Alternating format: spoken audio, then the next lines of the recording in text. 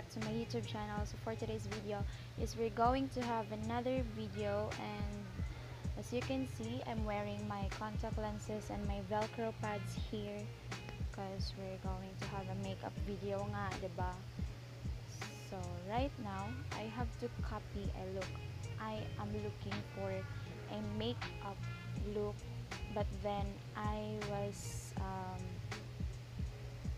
trying to challenge myself, so I'm gonna use this look, this kind of makeup look. I will not follow her, I will not look like her, but I'm just follow her makeup that she's doing. So this must be a big challenge for me, so I hope you'll keep on watching.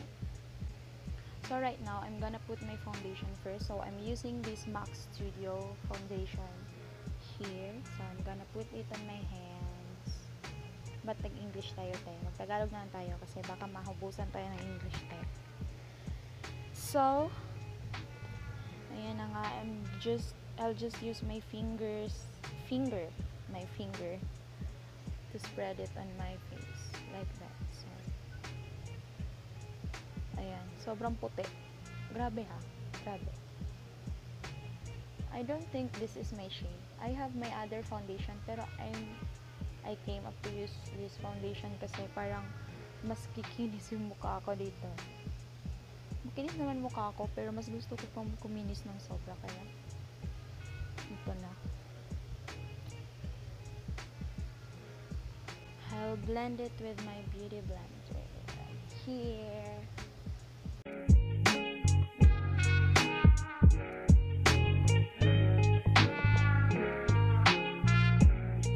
So next kong gagawin is maglalagay ako ng powder since wala akong powder, loose powder. I'm gonna use this press powder from Nichido. So kukuha lang ako ng brush and mag-a-apply ako sa face ko. Paubos na to pero sige lang.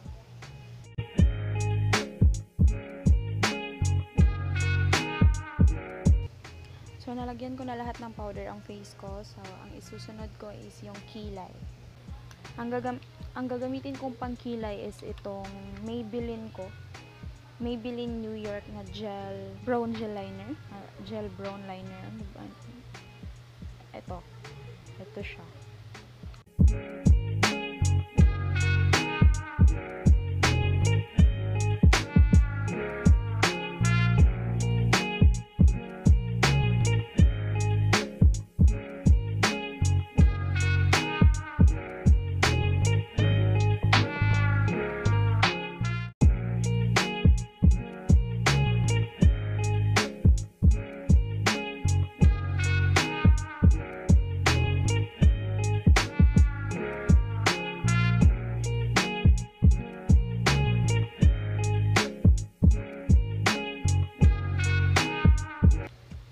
So, ayan, tapos na tayong magkilay. So, hindi na natin lilinisin yung sa ilalim na part kasi malinis naman yung pagkakakilay natin. And next ko na namang isusunod is magkukontour muna ako. So, I'm gonna use this one for my contour. Kasi yung meron ako dito, ito lang yung gagamitin ko sana. Kaso, ang kulay, it's not fair for a contour. So, here. So, ito lang yung gagamitin ko. At itong shade na ito. Actually, this is a eyebrow powder ng MAC. Sira na ng MAC. Kaso, ayoko siyang gawing pang eyebrow. So, ayan. Kukuha lang na tayo at maglalagay tayo sa mukha natin para magmukhang maliit naman yung mukha natin.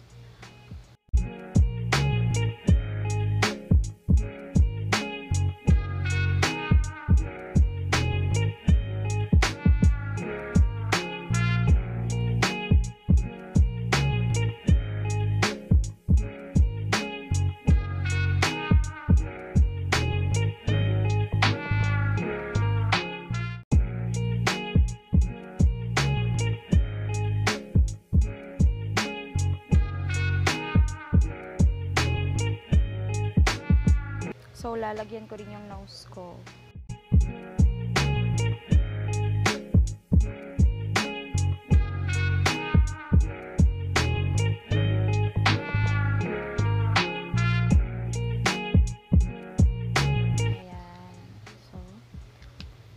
Next, it's going to be a eyeshadow.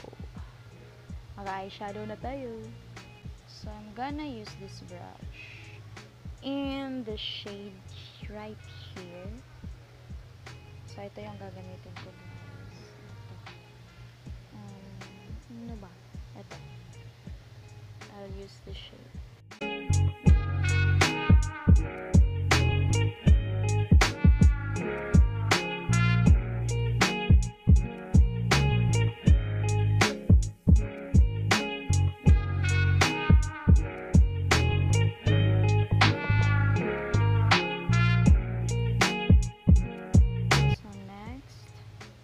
Maglalagay ulit ako ng foundation since wala tayong concealer. At gagawin natin pa-style ng eyeliner wing. Kasi wala tayong white. At lalagyan pa natin yan mamaya ng green color. Kuha lang ako ng brush.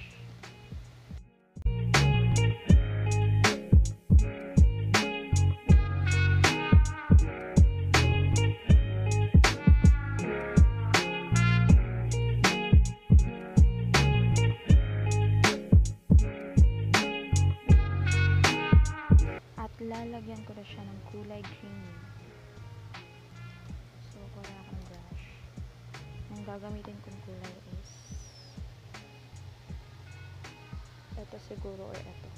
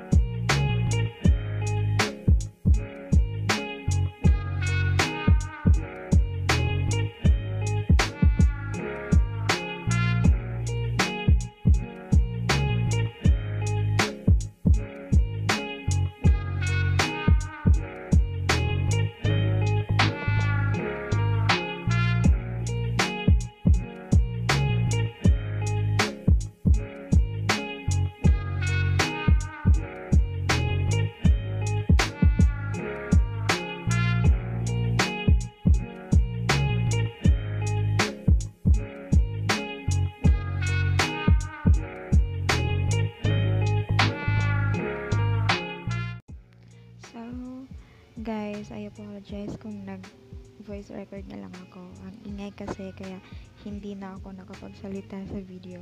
So, nilagyan ko na lang ng foundation yung eyes ko bilang outline sa ginawa ko kanina. Actually, naglagay na ako kanina ng white eyeliner pero parang hindi ako na-satisfy. Kaya, foundation na lang yung ginamit ko at as usual, maganda naman yung kinalabasan. Kaya, yan na yun. And after that, nilagyan ko din ng powder para mag-set siya ng maayos. Kaya, sa kabila rin, nilagyan ko na rin para mag-fair, para hindi naman didikit sa upper. Next kong ginawa is kumuha ako ng eyeshadow palette ko at pinili ko yung light pink and medyo orange na kulay para sa aking blush.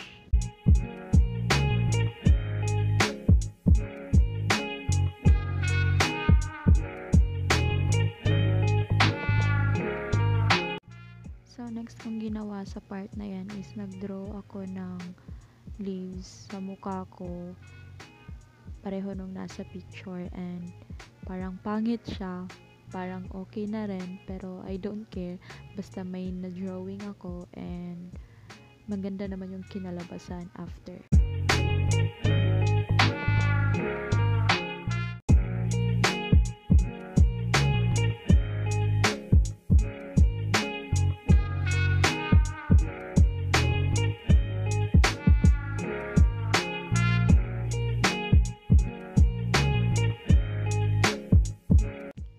And after kong na-draw is nag-lipstick na ako. I used the shade Apricot at hinaluan ko ng lip gloss at meron ako dong parang violet na shimmer na parang eyeshadow. So, ginamit ko rin yun para magmukhang violet rin yung lips ko at ginaya ko talaga yung kulay ng lipstick na nasa picture.